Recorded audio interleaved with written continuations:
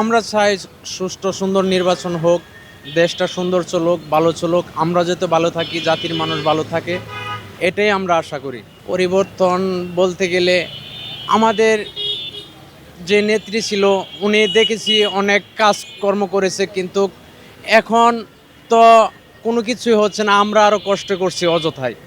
ঠিক আছে, আমরা চাই যে যেই সরকারই আসুক না কেন আমরা ভালো থাকি বা দেশটাও ভালো থাকুক, আমি তাদের কাছে এই প্রত্যাশাই করি।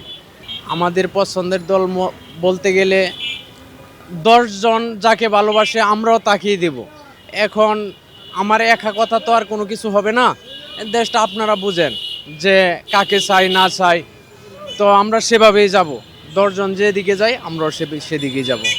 ওরা বলছে যে আসবে না বা আসবে, সেটা নিয়ে আমাদের কোনো মাথা ব্যথা নাই, আর মাথা ঘামাতেও চাই না। কারণ আমরা চাই যে যেই কোনো নেত্রী আসুক না কেন আমরা ভালো থাকি বা ওনারাও ভালো থাকুক, দেশ ভালো থাকুক, এটাই আমাদের কামনা।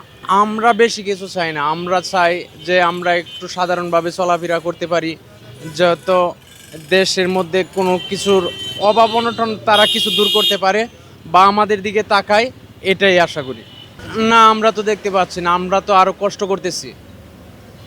পূর্বের চেয়ে এখন কষ্ট করতেছেন? হ্যাঁ, এখন কষ্ট। কি কষ্ট করতেছেন? এখন ওই আগে 1000-1200 টাকা বা 1500 টাকা মানুষের রুজি করতে পারতো, এখন কোনো রুজি নাই।